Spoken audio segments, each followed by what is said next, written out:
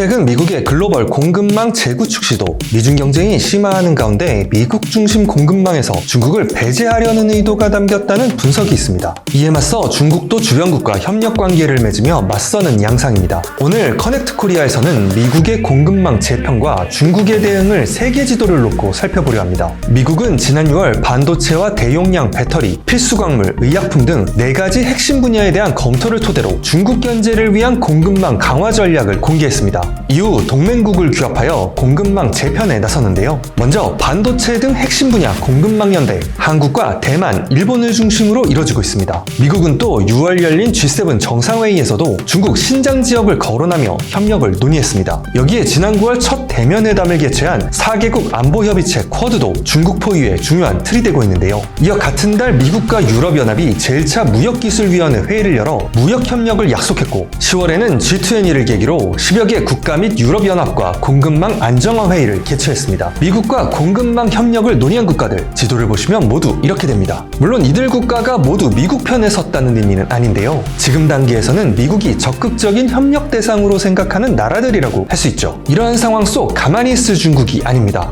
기본적으로 중국은 러시아, 이란과 함께 미국에 대항하는 이른바 철의 삼각연대를 구성하는 전략을 펼치고 있습니다. 중국은 여기에 상하이 협력기구 등을 매개로 카자흐스탄, 우즈베키스탄 등 중앙아시아 국가들과 힘을 모으고 있고요. 인도, 파키스탄과도 협력의 끈을 놓지 않으려 합니다. 탈레반이 집권한 아프가니스탄과도 가까운 관계를 맺고 있죠. 미국이 개발도상국 지원을 위해 추진하는 더 나은 세계재건 전략에 맞선 움직임이라는 분석입니다. 지도를 보면 어떤 느낌이 드시나요? 태평양과 인도양, 대서양 등 해양을 선으로 이어 중국을 봉쇄하려는 미국, 그에 반해 대륙으로 살 길을 찾아 나가려는 중국이 보이시나요? 그래서 일각에서는 전통적인 지정학 개념을 빌려 현재 상황을 해양 세력 대 대륙 세력의 경쟁으로 부르기도 합니다. 하지만 미국과 중국의 전략, 과연 생각대로 흘러갈까요? 메르켈 이후 유럽연합은 독자적 움직임을 보이고 있고 또 역사 갈등을 겪는 한국과 일본은 미국을 중심으로 협력이 가능할까요? 미중 경쟁에 끌려가기보다 미중러 삼각 체제를 이루려는 러시아와 최근 투르크어 사용국 기구를 출범시키며 세를 불리는 중앙아 국가들이 과연 중국의 손을 들어줄까요?